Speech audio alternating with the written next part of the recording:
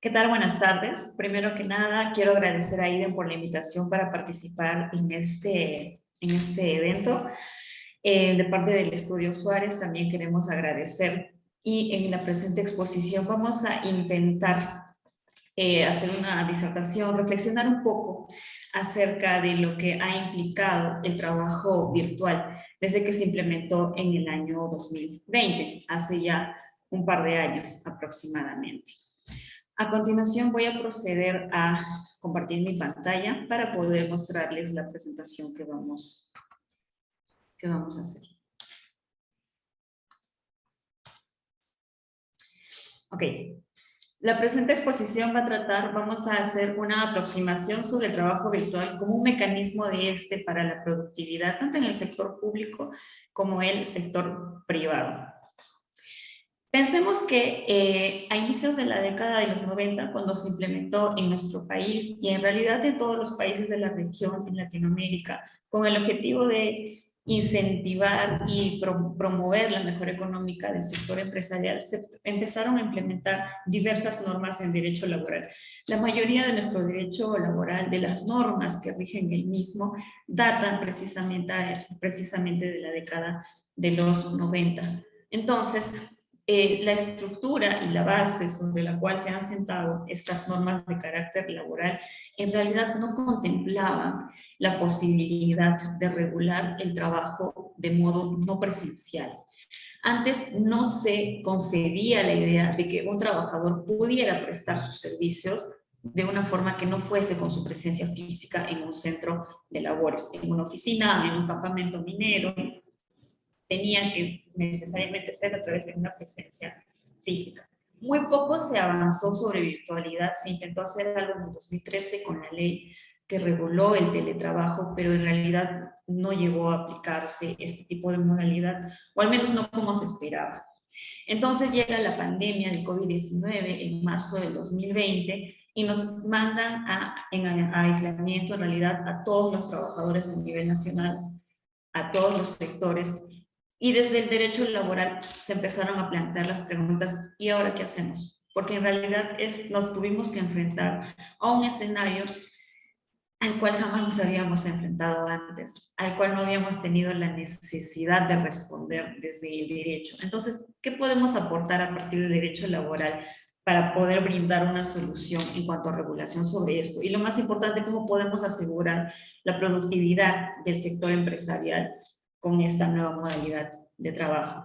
Es por eso que en la presente exposición vamos a pasar por 5 puntos principales. Primero vamos a hacer una breve presentación del marco regulatorio que precisamente se ha venido implementando desde marzo del año 2020.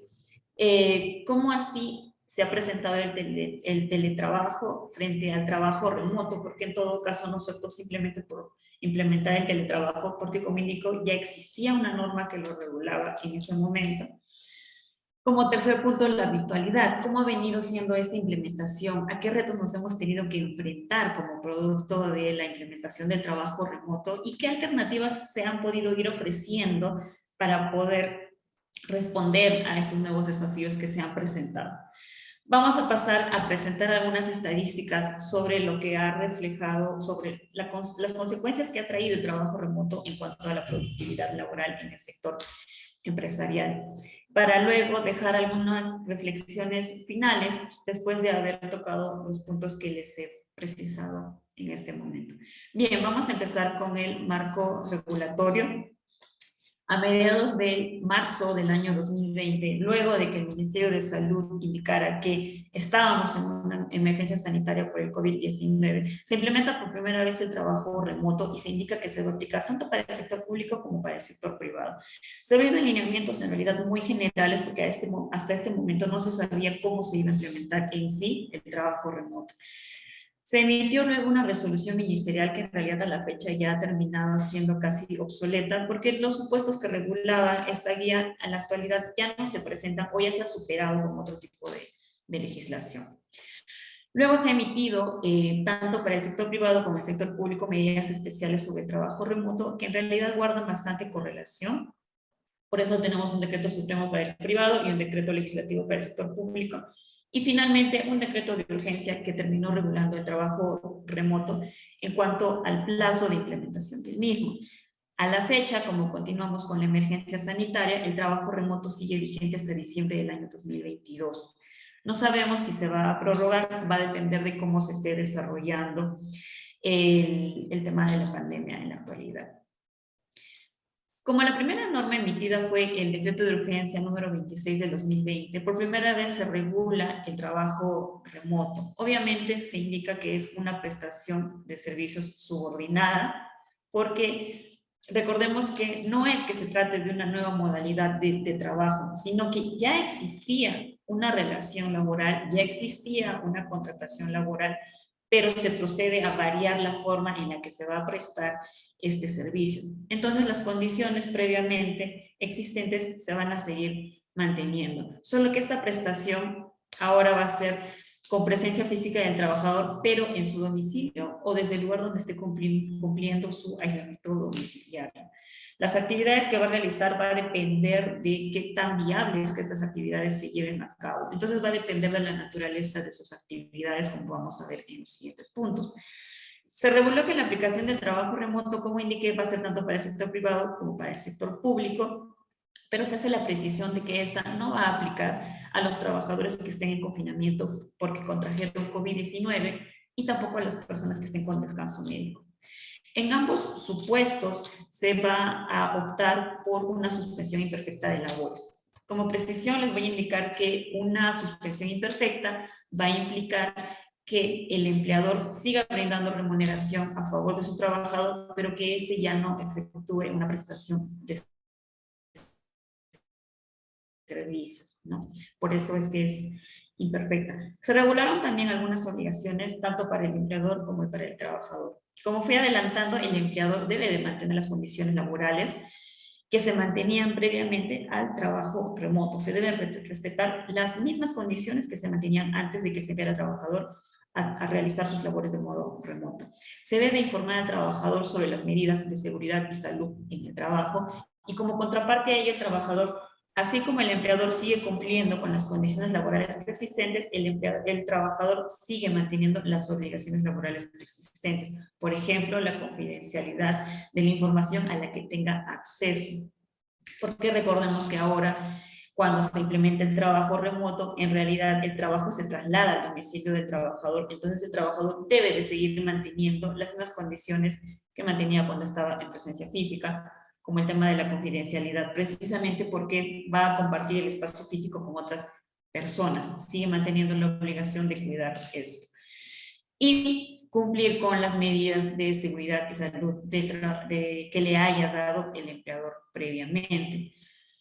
Es necesario que el empleador haya comunicado su decisión de optar por el trabajo remoto, de informarle al trabajador que en adelante se va a optar por el trabajo remoto. Como contraposición a ello, el trabajador tiene la obligación de estar a disposición del empleador durante el horario de trabajo. Aquí tendría que precisar que algunas empresas han optado por flexibilizar mucho este extremo con la finalidad de que el trabajador tenga más manejo libre respecto a sus horarios y guiarse más por el tema de los resultados. Esto lo voy a explicar más adelante. Aquí vale la pena preguntarse, entonces, ¿quién va a asumir estos equipos y los medios para que el trabajador pueda desarrollar el trabajo remoto? De acuerdo a este mismo decreto de urgencia, los equipos informáticos, lo que es telecomunicaciones, pueden ser asumidos por el trabajador o por el empleador. Va a depender entonces del libre acuerdo entre las partes. Algo que aquí hay que precisar también es que el trabajo remoto se reguló de modo también excepcional para las empresas, perdón, para las personas del grupo de riesgo. La definición de trabajadores del grupo de riesgo ha venido cambiando desde marzo del año 2020. Se han ido retirando y se han ido agregando algunas características de lo que se entiende por trabajadores del grupo de riesgo. Actualmente, a la fecha, dentro de los trabajadores del grupo de riesgo, a los que necesariamente se les debe de aplicar el trabajo remoto, tenemos a las personas mayores de 65 años y personas con comorbilidades como hipertensión arterial, diabetes, obesidad, enfermedades cardiovasculares, enfermedades pulmonares, cáncer. Y estas enfermedades en realidad, o esta lista, puede ser modificada por el Ministerio de Salud en adelante. Pero a la fecha, estas son las personas que van a formar parte del grupo de riesgo. A estas personas se les debe de aplicar necesariamente el trabajo remoto, siempre que las actividades que realicen lo permitan, porque si no se puede, va a tener que optarse por una licencia con goce de haber sujeto a compensación posterior. Entonces, cuando termine la emergencia sanitaria, el trabajador va a tener que compensar las horas que ya le fueron pagadas cuando no pudo hacer trabajo remoto y estuvo con licencia con goce. Como les adelanté hace un momento, se hicieron algunas precisiones para el sector público y para el sector privado en mérito a dos dispositivos legales. Sin embargo, en realidad se trata más o menos de la misma regulación. Es temporal, se va a implementar de acuerdo a las actividades que realicen los trabajadores. Igual se tiene que respetar la jornada ordinaria del trabajador. Igual se va a ver regulado el tema de las horas extras. Es bastante parecida a la regulación que se ha hecho tanto para el sector público como para el sector privado. Esto nos hace preguntarnos, entonces, ¿cuál es la diferencia con el teletrabajo? Parecen lo mismo. En realidad tienen varios puntos de encuentro, pero la diferencia básica en realidad va a darse porque el trabajo remoto es más una decisión unilateral del empleador. Porque ya existe, en el caso del trabajo remoto, una relación laboral. Ya existía una modalidad de prestar este servicio, que era con la presencia física del trabajador. Pero, debido al COVID-19, por medidas, por restricciones sanitarias, se opta por el trabajo remoto. Entonces, el empleador, de modo unilateral, le ordena al trabajador que en adelante brinde sus servicios de modo remoto. En cambio, en el teletrabajo ya se optó desde un inicio, ya se acordó desde un inicio de que la modalidad de trabajo iba a ser a distancia, que iba a ser por medios electrónicos. Y para poder variar este tipo de trabajo, pasar del teletrabajo a la presencialidad, necesariamente se debe contar con la anuencia del trabajador. Y viceversa, si el trabajador quisiese ya pasar a la presencialidad, necesariamente tendría que contar con la confirmación de su empleador. Lo que no sucede en el trabajo remoto. En realidad va a depender del empleador en qué momento dice hasta hoy se hace el trabajo remoto y en adelante la modalidad va a ser presencial. Es más unilateral. Entonces, con estas normas, con este marco normativo que se ha venido dando, ¿cómo se ha venido implementando el trabajo remoto desde marzo del año 2020? Se ha implementado y al momento de implementarse nos hemos tenido que enfrentar a diversos retos. Como un primer extremo tenemos los retos tecnológicos porque naturalmente la implementación del trabajo remoto ha implicado que se opte por recurrir a medios tecnológicos. Y no todas las empresas se han visto con la facilidad de poder acceder o de adaptarse a estos nuevos medios tecnológicos debido a una falta de cultura digital o incluso la propia dificultad que tienen los empleadores mismos al momento de implementar este tipo de mecanismos. No se tenía conocimiento acerca de qué plataformas se iba a utilizar, qué plataformas existían y cuáles se iban a adaptar al tipo de negocio. Del lado de los trabajadores, de repente no tenían la capacidad para poder manejar este tipo de medios tecnológicos. Todo esto trajo también como consecuencia que se enfrentaran retos a nivel personal. ¿Por qué? Porque de algún modo bueno, en realidad lo que ha resultado ser es que la oficina, si es que trabajas en oficina, por ejemplo, terminó trasladándose al domicilio del trabajador. En el domicilio del trabajador, el trabajador ha tenido que compartir su vida laboral, familiar, personal, académica, profesional incluso, y todo esto sin en realidad una línea que defina hasta dónde llega cada espacio. Todo esto ha desencadenado en problemas en la salud mental de los trabajadores, incertidumbre, porque el mismo trabajador no sabe en qué momento ya está cumpliendo con sus funciones o si está cumpliendo con las expectativas de su empleador y viceversa, ¿no? Del lado del empleador, ¿cómo sé si mi trabajador está cumpliendo con lo que le he indicado, si lo está haciendo del modo en el que se lo he ordenado? Entonces, en mérito precisamente a esta prestación de los servicios, los empleadores también se preguntan, ¿y ahora cómo hago con las horas extras? ¿Qué tratamiento les doy? ¿Cómo sé si mi trabajador estuvo laborando efectivamente dentro del horario de trabajo? Si lo hizo fuera, porque en realidad dentro del horario de trabajo estuvo haciendo otra cosa. ¿Cómo cercioro eso? ¿Cómo me aseguro de que estoy pagando horas efectivamente elaboradas, como horas extras, con la sobretasa legal correspondiente? Y yo como trabajador, ¿cómo hago para acreditarle a mi empleador que sí estoy haciendo esas horas extras, que sí me estoy quedando fuera de la jornada laboral, o que de repente sí, dentro del horario de trabajo estuve haciendo otra cosa personal, pero que luego lo compensé? Entonces, se han presentado todo este tipo de problemas de cómo hago con el manejo de las horas extras, ¿no? Y aquí viene el tema del problema de la fiscalización. Los empleadores tienen poder de fiscalización y sanción sobre sus trabajadores. ¿Cómo fiscalizo a mis trabajadores? Y consecuencia, ¿cómo los sanciono si es que advierto que han cometido una falta? ¿De qué manera verifico? ¿De qué modo acredito? ¿No?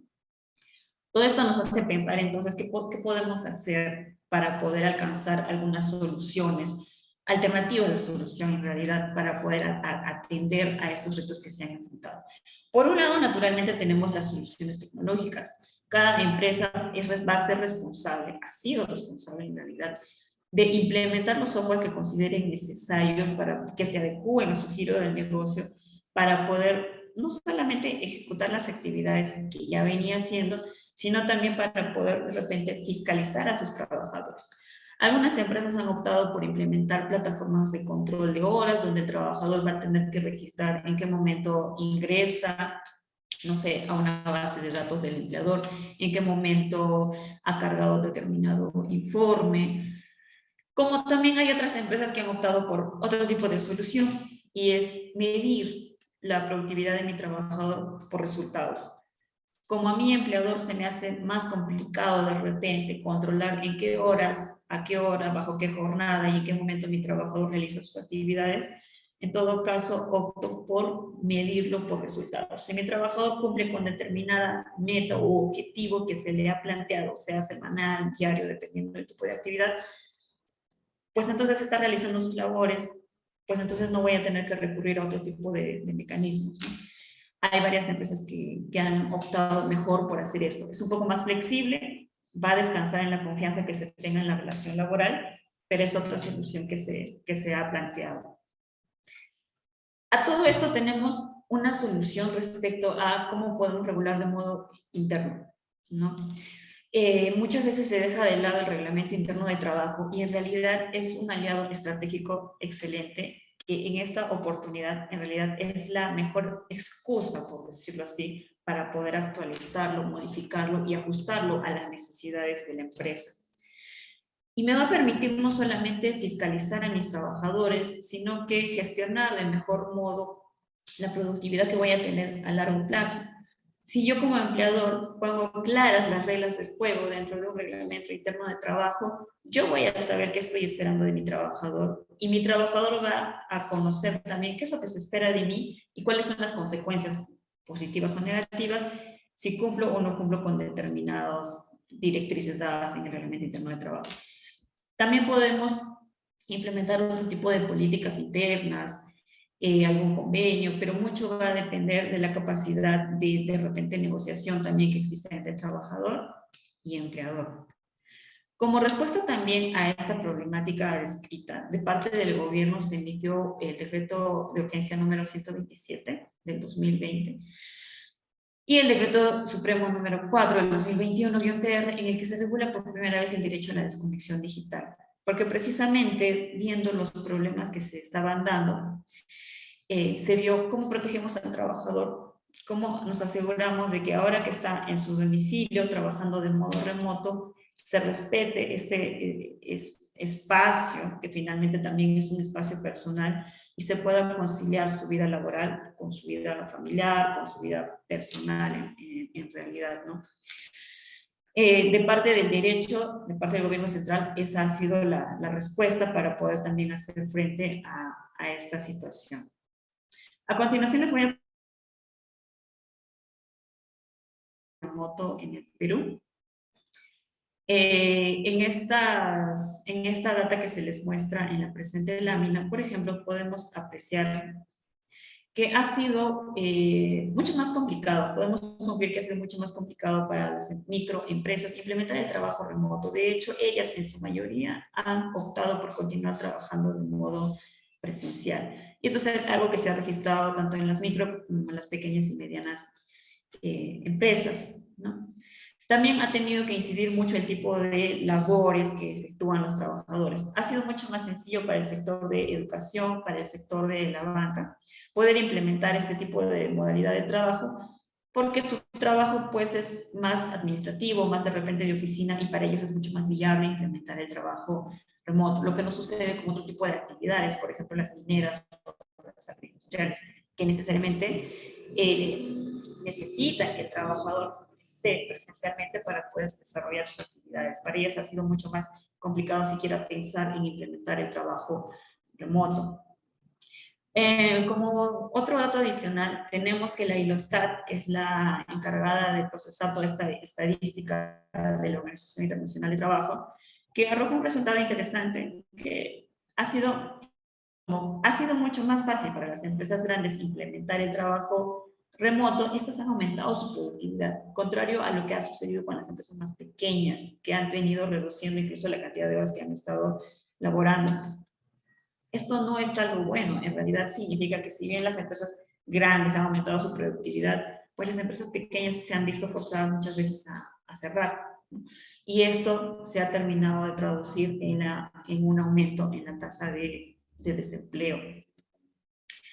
Esto nos lleva a pensar, y el sector público, aquí podemos hacer una especie de analogía, porque así como para las empresas grandes ha sido mucho más sencillo, más viable implementar el trabajo remoto, resulta interesante también apreciar que para las entidades del gobierno nacional ha sido también más sencillo, no tanto en realidad, pero sí ha sido sencillo, porque ha alcanzado hasta un 51% en la implementación del trabajo remoto, seguido por los gobiernos regionales.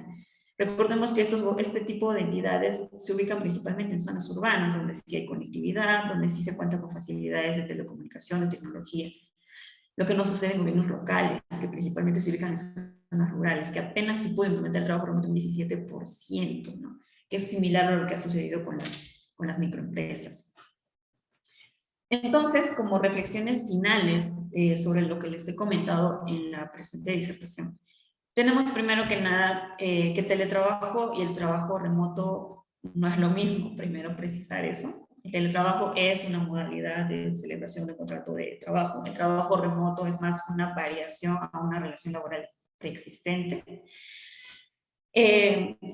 Hay varias alternativas que se están ofreciendo o que se han ofrecido para poder implementar el trabajo remoto dependiendo del tamaño de empresa, dependiendo del sector, pero no hay una solución única, no hay una única alternativa para todas las empresas. Va a variar dependiendo del tipo de servicio, del sector, del área, del tipo de trabajadores, va a variar bastante. Y todo esto al final también resulta en un reto interesante para poder actualizar políticas internas de la empresa, de repente mejorar la implementación de determinado software, plataforma, actualizaciones de reglamento interno, políticas internas. Y todo esto nos deja con una conclusión que se verifica con diversas data estadística, y es que el trabajo remoto no es para todos los trabajadores, no es para todos los sectores, y en consecuencia el nivel de productividad no se va a reflejar del mismo modo. Va a depender mucho del área, del sector de la empresa. Es por eso que ha sido muy difícil, pese a que hay varias iniciativas legislativas, ver el modo de cómo regular o de qué modificaciones más implementar sobre el trabajo remoto, porque la variedad dentro del sector empresarial y tipos de trabajadores es tanta que no podríamos aplicar una sola regla en todos los casos, ¿no? Bueno, de momento tenemos lo del trabajo remoto. Recordemos que existe una ley del teletrabajo. A la fecha no se ha visto qué modificaciones se van a implementar, pero considero que es un reto interesante, principalmente para el derecho laboral, que ha sido el que más se ha visto impactado con las nuevas regulaciones que se han dado desde que inició la pandemia del COVID-19. Eso sería todo de mi parte. Voy a pasar de repente a invitar a que me presenten algunas preguntas. Quedo atenta a sus comentarios. Y bueno.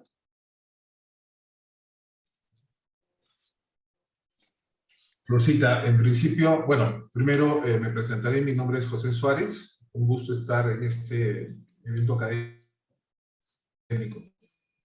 Florcita, felicitaciones. Tu ponencia me ha parecido realmente muy buena, muy clara y sobre todo de una actualidad absoluta, ¿no?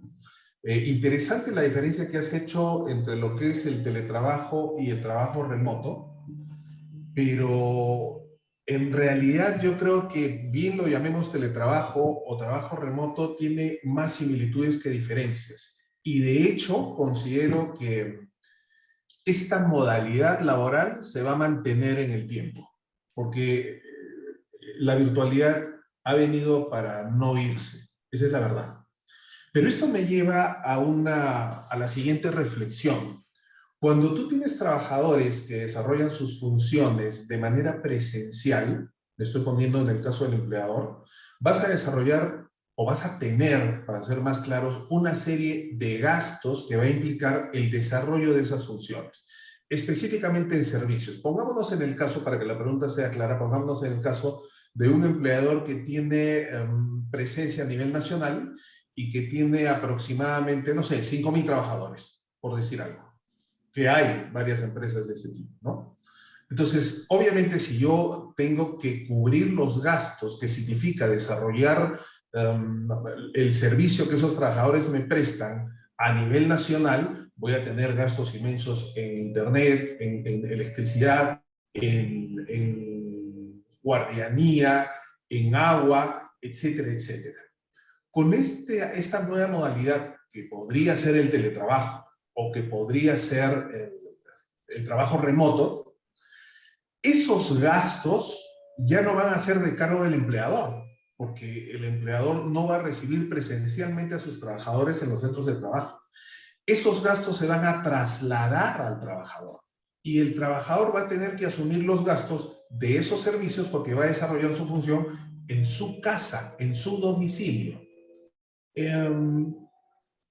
Por un tema de equidad, me parece que esos gastos que antes asumía el empleador y que está bien que el empleador los asuma, porque finalmente está pagando por una fuerza de trabajo que se va a desarrollar durante un periodo laboral determinado, y durante ese periodo él debe asumir los gastos conforme establece la ley, debería tal vez implementarse un mecanismo para que esos gastos sean asumidos por el empleador.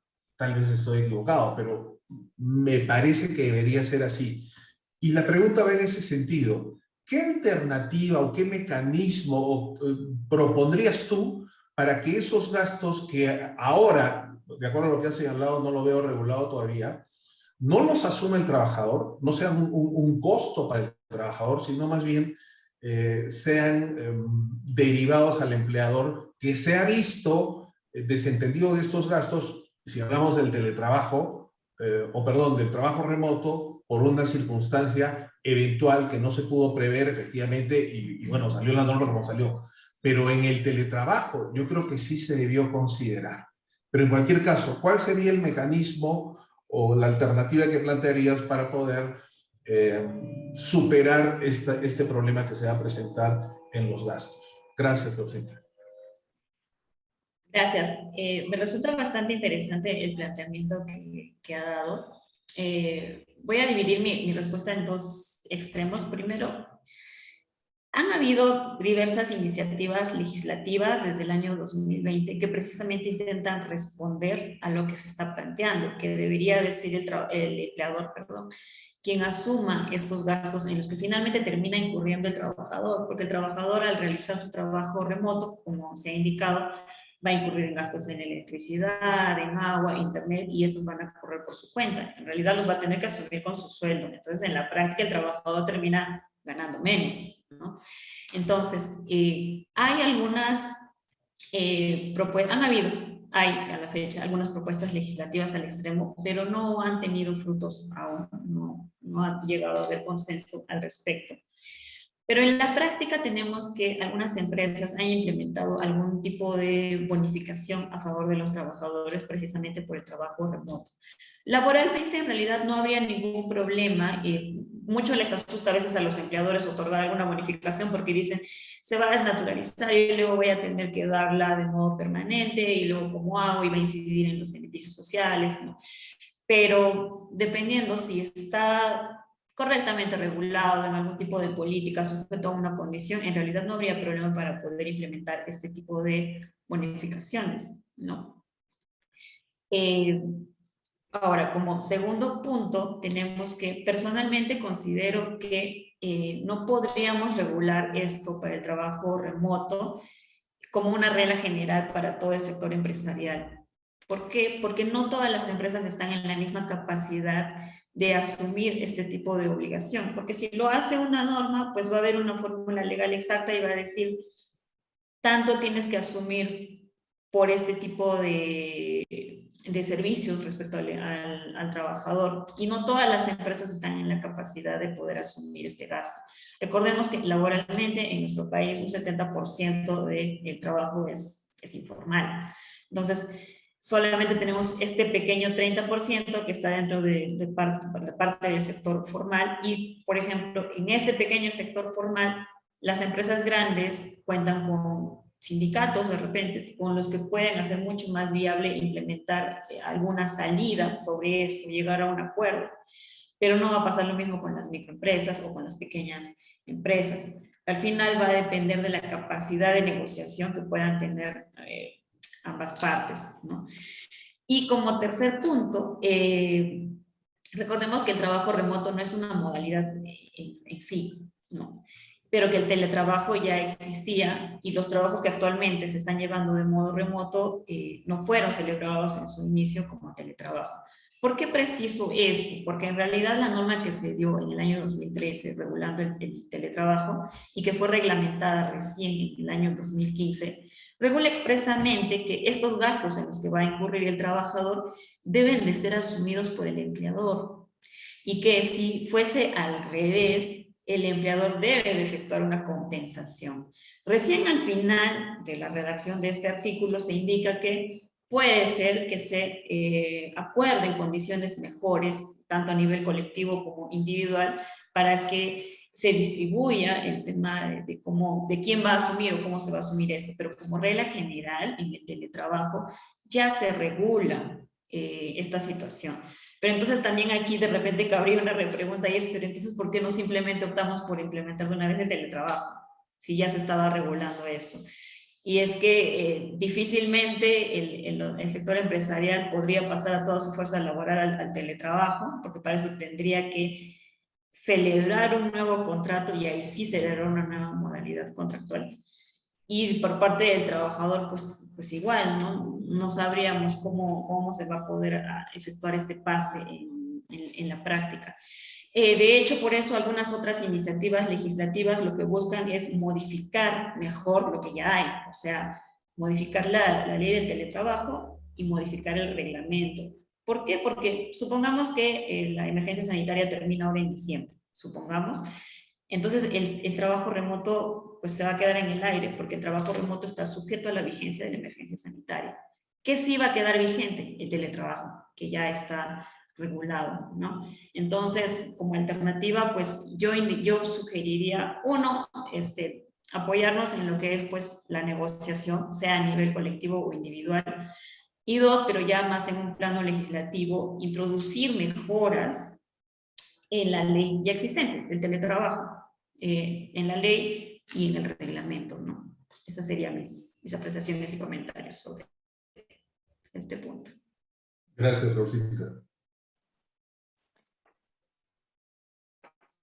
Bueno, mi querida Flor, te felicito y me sumo justamente al saludo que hacía José acerca de tu presentación. Creo que ha sido bastante clara y hondamente relevante, sobre todo en el contexto que viene envolviendo a el sector empresarial peruano. A mí me llamaba la atención alguna otra parte de tu presentación, sobre todo esta nueva visión o este nuevo paradigma que se daba a las relaciones de trabajo a propósito del trabajo remoto. Y específicamente estas especies de contrapesos que se han ido reconociendo para garantizar que el trabajador efectivamente no pueda ir sufriendo algún exceso de control o algún abuso incluso en la encomienda de algún servicio o de algún trabajo que seguramente tiene que cumplir. Se hablaba del derecho a la desconexión digital, por ejemplo, y me hacía recordar mucho este derecho a conciliar la vida familiar con la vida laboral o profesional, que también ha tenido ya honda discusión en algunos otros ordenamientos jurídicos, como el español, el chileno, el colombiano, y voy notando que aquí en Perú también. Y ante este panorama, donde justamente parece haber una especie de surgimiento o resurgimiento de respeto a esa posición del trabajador y al respeto a su vida laboral junto a la vida familiar, me quedaba una duda acerca de cuál sería tu opinión o qué criterios tú consideras que pueden ser tenidos en cuenta, tanto por empleadores como por los trabajadores, a fin de justamente evitar incurrir en excesos en la fiscalización, en el control o incluso en el ejercicio justamente de esa subordinación por parte del empleador. Pero de otro modo también asegurar hasta cierto nivel o hasta cierto punto el cumplimiento efectivo del trabajo, ¿no? Aquí sí me gustaría tal vez escuchar tu opinión, más aún a propósito de esta realidad innovadora a la que seguramente muchos de nosotros vamos a tener que presentarnos. Ok. Muchas gracias, Víctor, por tu comentario. Retomando un poco lo que estaba comentando sobre la pregunta anterior, resulta interesante que hables acerca de la conciliación entre la vida laboral y la vida familiar del trabajador. Se pensaría que todo esto de la desconexión digital, sí, o sea, es la primera vez que se regula tal cual en un dispositivo legal como un derecho que le va a asistir al trabajador, pero en realidad este derecho de conciliar la vida familiar con la laboral ya estaba regulado en una norma laboral y es precisamente el reglamento que regula el teletrabajo. Uno de los principios de esta modalidad laboral es precisamente esto, porque cuando el legislador emite esta norma, se plantea esa situación. Estos trabajadores no van a trabajar de modo físico dentro de una oficina, dentro de una empresa. ¿Cómo hago para que los empleadores no se excedan y de repente, no sé si necesariamente a propósito, de repente no terminen por no respetar que el trabajador, si bien está en su domicilio, pues también tiene otras obligaciones, no solamente está trabajando, también tiene que atender otro tipo de obligaciones, ¿no? Entonces, esto ya se había regulado en el reglamento del teletrabajo. Claro que no se ha utilizado, no se ha llegado a implementar tal cual, pero ya estaba regulado, entonces más o menos por ahí ya se estaba dando alguna luz de cómo iba a implementarse esto, que ahora en realidad pues se va a volver una necesidad, ¿no?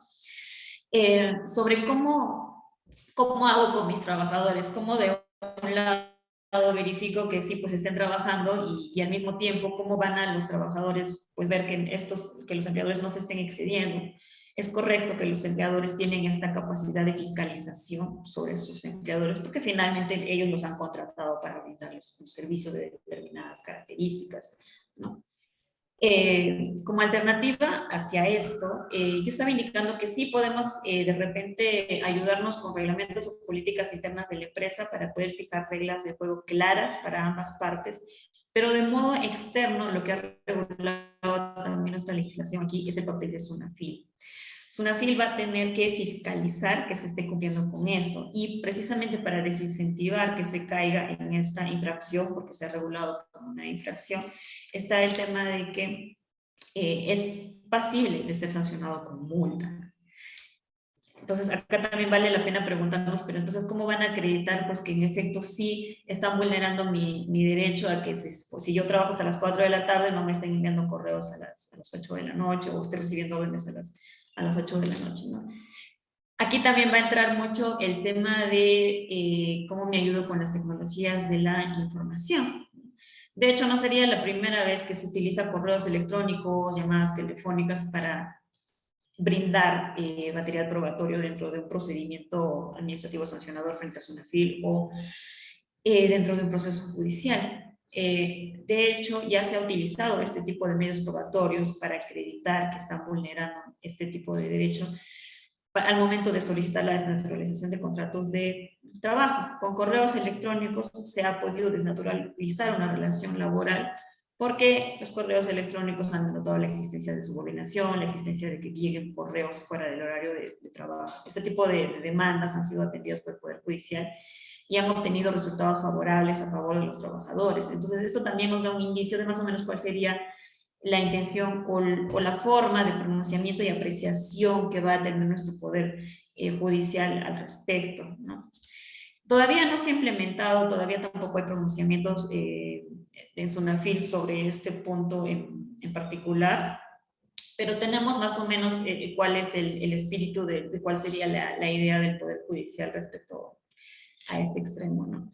Entonces, en resumen, como primera instancia, tenemos que nos vamos a tener que apoyar necesariamente de la tecnología, tanto empleadores como trabajadores, para poder fiscalizar y ser fiscalizados cuando prestamos nuestros servicios como trabajadores. Como segundo punto, tenemos que